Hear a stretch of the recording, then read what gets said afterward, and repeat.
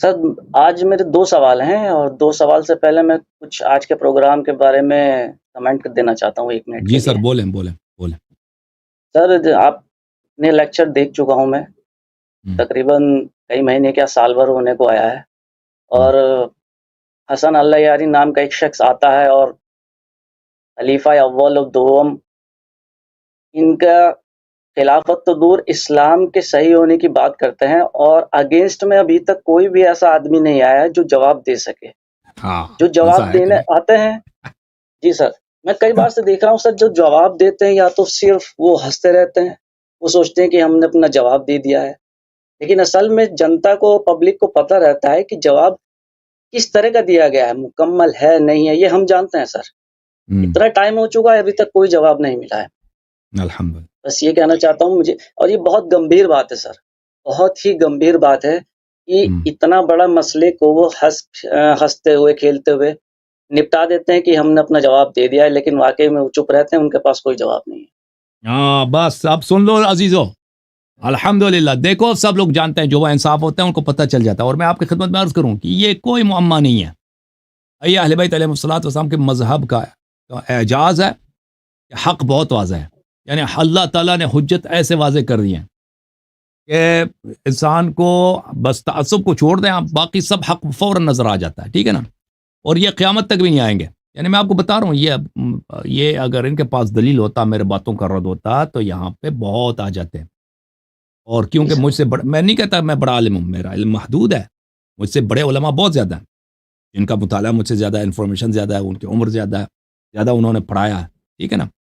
تو انہوں نے کتابیں دیکھی، اور یہ لوگ، ان لوگوں نے اچھی طرح سے میرے باتوں پہ غور کیا ہے، اور اچھی طرح سے میرے باتوں پہ یہ نظر رکھتے ہیں، اور پھر ان کو پتہ ہوتا ہے کہ ان کے میرے باتوں کا وہ رد نہیں کر سکتے۔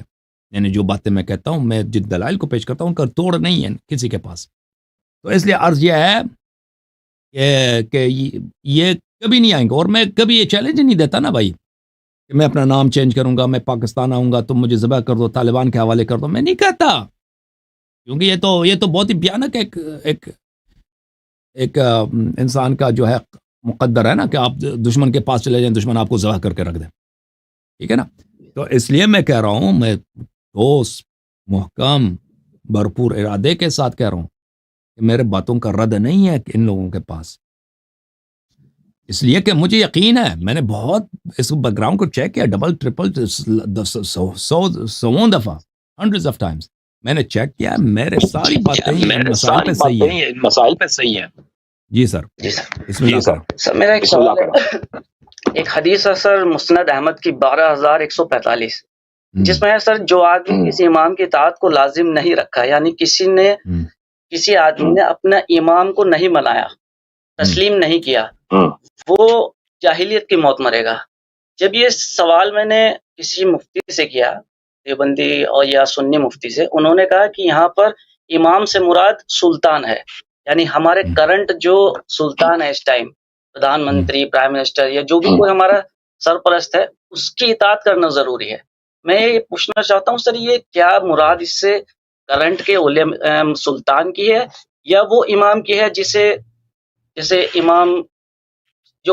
امام زمانہ ہے، ہمیں ان کی اطاعت کرنی ہے؟ بالکل آپ کوشچن بات ہے، ہاں بھی سن لیں، کوشچن آپ کا بہت بجا اور بہترین کوشچن ہے۔ دیکھیں، یہ مسند احمد میں حدیث ہے، مسند احمد بن حنبل ہے، یہ جلد نمبر 28 ہے، اور یہ مسلم میں بھی موجود ہے، صرف اس میں نہیں ہے۔ مسلم میں اس کے الفاظ کچھ مختلف ہیں۔ یہاں پر قال رسول اللہ صلی اللہ علیہ وآلہ وسلم من مات بغیر امام مات میتۃ جاہلیہ، جو بغیر امام کے مرتا ہے وہ جاہلیت کی موت مرتا ہے۔ یہ حدیث صحیح، شعیب الارناؤت نے کہا یہ حدیث صحیح ہے، جو بغیر امام کے مرتا ہے وہ جاہلیت کی موت مرتا ہے۔ مسلم میں اس حدیث کو اس طرح نقل کیا ہے، میں آپ کو مسلم میں بھی دکھا دوں، صحیح مسلم کہاں گئی ہے، یہ بہت سارے کتب میں، مسلم میں من مات ولیس فی عنقہ بیعہ مات میتۃ جاہلیہ، جس کے گردن پہ کسی کی بیعت نہیں ہے وہ جاہلیت کی موت مرتا ہے۔ مسلم کہاں چلا گیا؟ مسلم، صحیح مسلم ہے، شعب دار الفکر، ملاحظہ فرمائیں، من خلع یدا من طاعت لقی اللہ یوم القیامہ لا حجت لہ۔ اچھا، اور اس کے بعد ہے ومن مات، جو مر جائے، ولیس فی عنقہ بیعہ، اس کے گردن پہ بیعت نہیں، مات میتۃ جاہلیہ، جاہلیت کی موت مرتا ہے۔ تو یہ اس کا مصداق کون ہے؟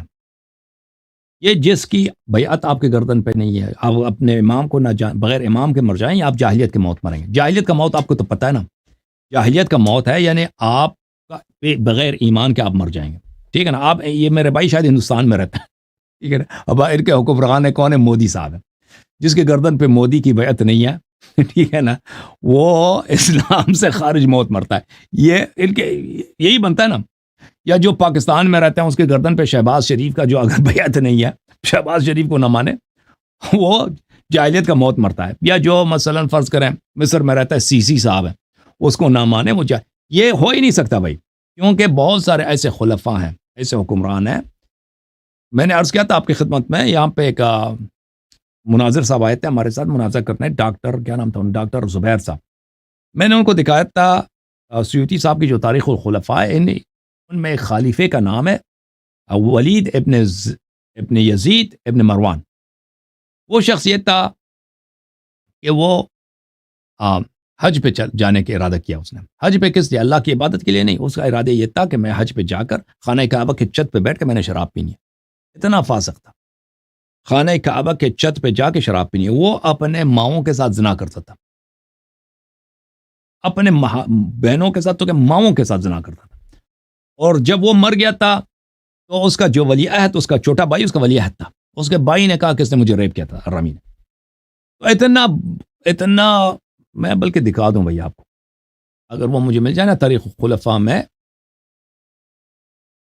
یہ خلیفہ جو تھے، اچھا ابھی میرے پاس نہیں مل رہا، لیکن بہرحال خلفاء میں ایسے لوگ بہت ہیں جنہوں نے خانہ کعبہ کو جلایا، جنہوں نے مسلمانوں کو قتل عام کیا۔ یزید ابن معاویہ نے کیا کیا؟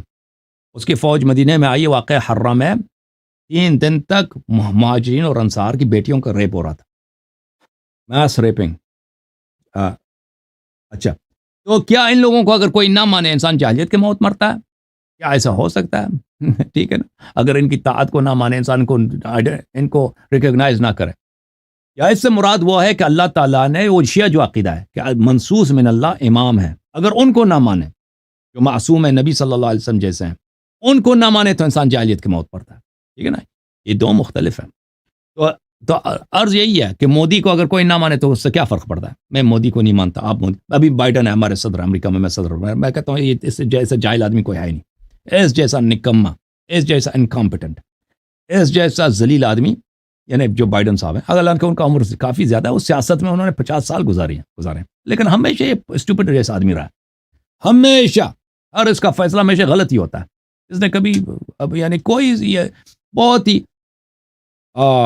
انکمپٹنٹ، اس کا ایپٹیٹیوڈ بھی بہت لو، اور پتہ نہیں یہ بھائی کس حساب سے صدر بنا ہے۔ بہرحال تو میں اس کو کہتا ہوں یہ بالکل ذلیل آدمی ہے، ٹھیک ہے نا۔ تو آپ کیا اس کا مطلب ہے کہ میں جاہلیت کی موت مروں گا؟ یا نہیں، رسول اللہ صلی اللہ علیہ وسلم کی جانب سے منصوص من اللہ، معصوم رسول صلی اللہ علیہ وسلم جیسے واجب التعال لوگ ہیں، اگر ان کو آپ نہ مانیں تو آپ کیا ہیں؟ آپ جو ہیں بن جائیں گے ماتمیتتن جاہلی۔ جی سر۔ سوال ہے کہ سر تبلیغی جماعت سے ریلیٹڈ پچھلے مطلب کووڈ کال میں بھی اس میں جو یہ تبلیغی جماعت ہے اس پہ بھی بہت کوشچن اٹھائے گئے تھے، تو ان کا کہنا تھا کہ یہ جو کام ہم کرتے ہیں یہ نبی کا کام ہے، جو ہمارے رسول تھے وہ بھی جا کے دعوت دیتے تھے تو ہم بھی ان کی طرح دعوت دے رہے ہیں۔ تو یہ میں پوچھنا چاہتا ہوں، یہ تبلیغی جماعت ہے، کیا قرآن پاک سے حدیث سے ثابت ہے کہ اس طرح سے گھر سے نکلنا، بیوی بچوں کو چھوڑنا 2 سال 4 سال 40 دن، یہ ٹھیک ہے یا نہیں صحیح ہے سر؟ ہاں بھائی، تبلیغ کرنا، تعلیم دینا، یہ تو اچھی بات ہے نا، تعلیم دینا سنت کی، قرآن کی، بشرط کہ صحیح انسان سکھائے، خود سیکھے، دوسروں کو سکھائے، اور اس راہ میں انسان محنت کرے، یہ تو اچھی بات ہے۔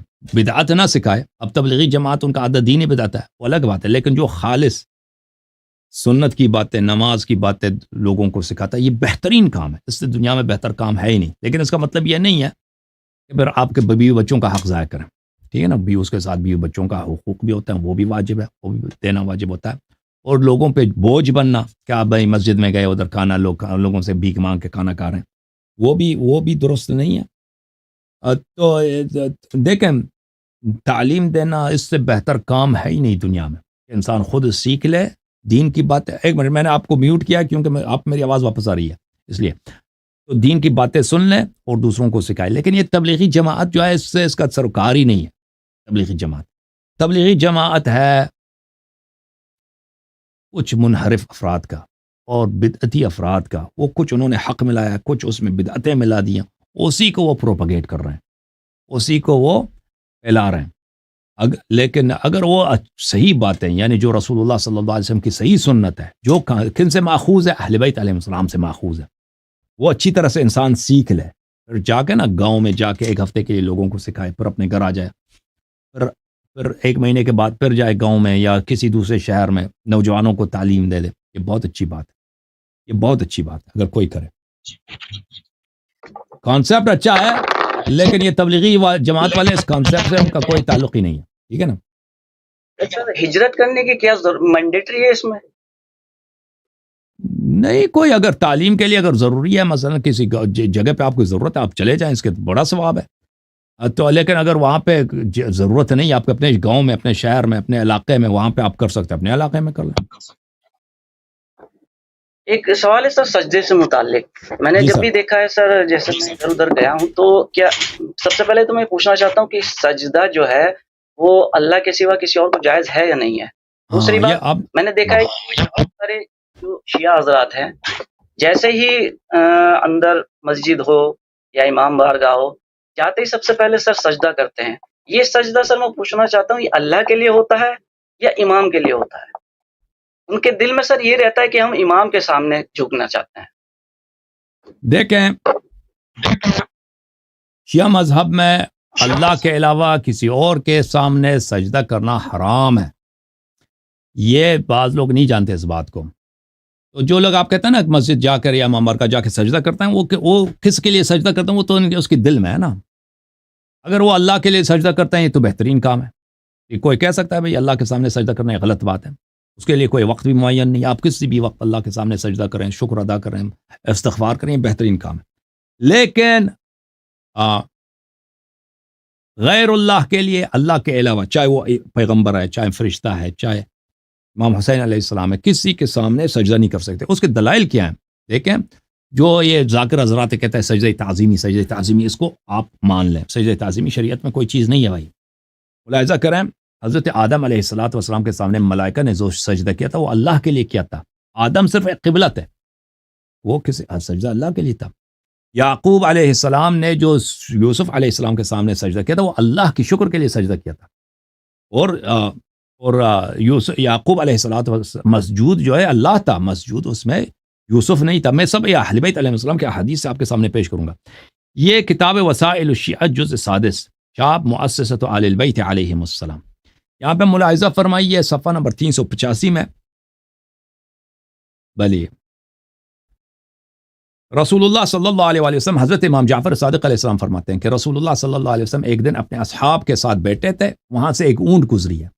فجاء حتى ضرب بجرانه الارض ورغا, وہ اونٹ آ کے اس نے اپنے سینے کو زمین پہ مارا, اپنے گردن کو زمین پہ لگایا. رسول اللہ صلی اللہ علیہ وسلم کے سامنے بہت ہی محبت کا اظہار کیا, تذلل کا اظہار کیا.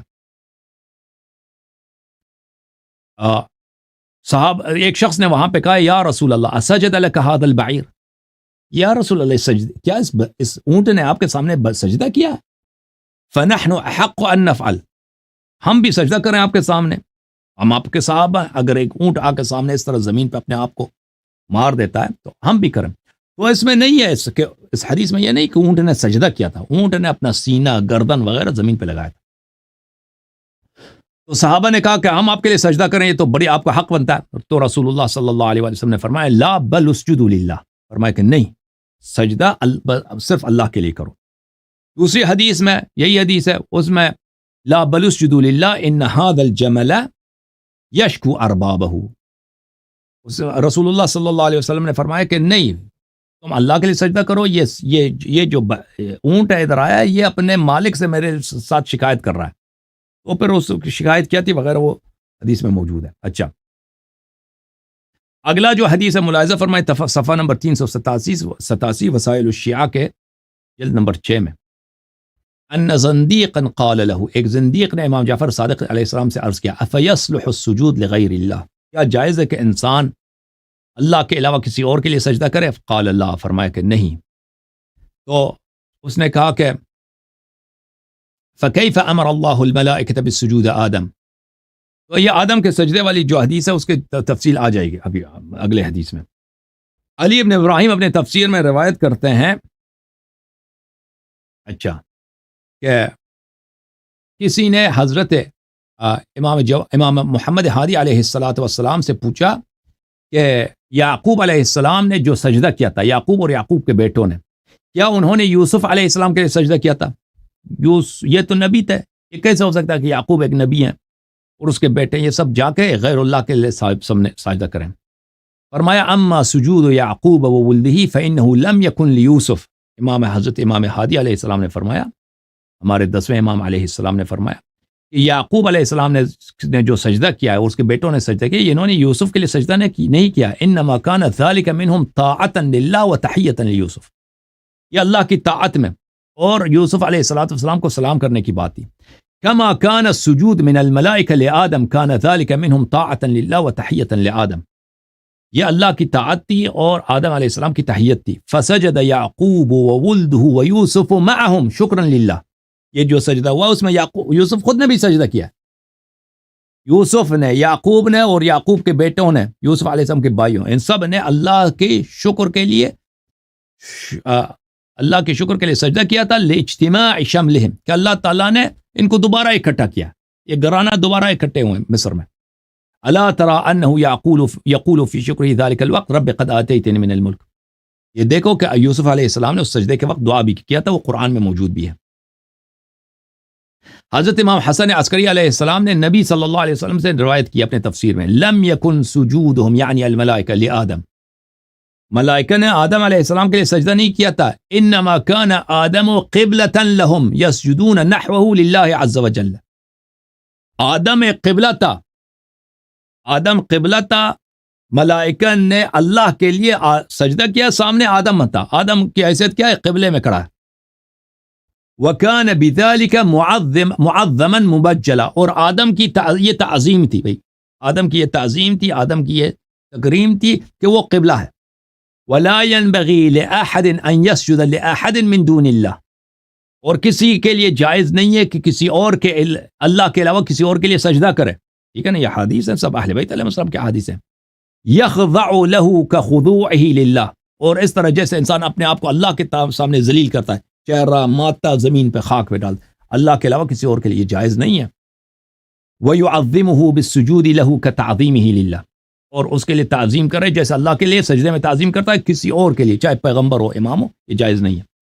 وَلَوْ أَمَرْتُ أَحَدًا أَن يَسْجُدَ هَكَذَا لِغَيْرِ اللَّهِ، اگر یہ جائز ہوتا کہ انسان کے لیے جائز ہوتا کہ اللہ کے علاوہ کسی اور کے لیے سجدہ کرتا، تو فرماتے ہیں لَأَمَرْتُ ضُعَفَاءَ شِيعَتِنَا وَسَائِرَ الْمُكَلَّفِينَ مِن مُتَّبِعِينَ، کہ میں اپنے شیعوں کو، عام جو شیعہ عوام ہیں اور ہمارے جو پیروکاروں کو، میں ان کو حکم دیتا ان یسجدوا لمن توسط فی علوم علی وصی رسول اللہ صلی اللہ علیہ وسلم، میں حکم دیتا کہ ہمارے شیعہ سجدہ کریں، کس کو؟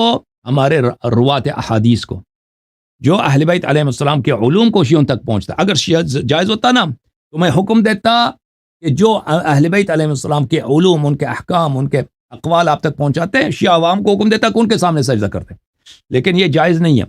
وَمَحْضُ وِدَادِ خَيْرِ خَلْقِ اللَّهِ عَلِيٍّ بَعْدَ محمد رسول اللہ صلی اللہ علیہ وسلم، جو لوگ وَمَحْضَ وِدَاد، اور جو شخص جو راوی حدیث ہے اور اس کی محبت خالص ہے امیر المؤمنین علیہ السلام کے لیے، تو عرض یہ ہے کہ میرے بھائی اہل بیت علیہ السلام کے احادیث میں یہ موجود ہے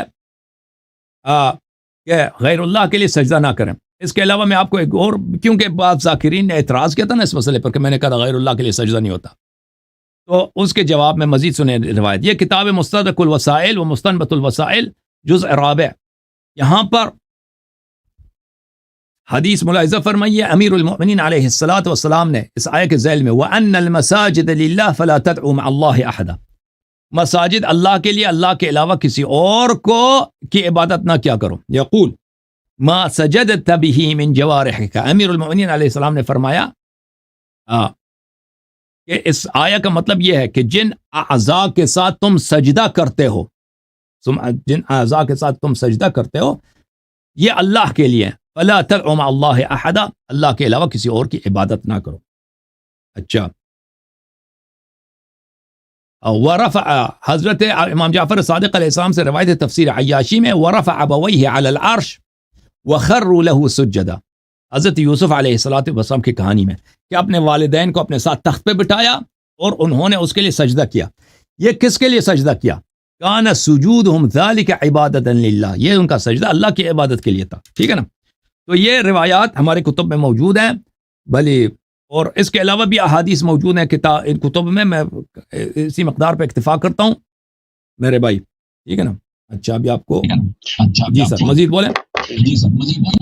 بس سر یہ کہنا چاہتا ہوں کہ سر اب تو بات ابو بکر اور عمر کے اسلام پہ ہے، تو انجینئر محمد علی مرزا، جاوید گامدی، طارق مسعود یہ کہاں پر ہیں سر؟ کب جواب دیں گے؟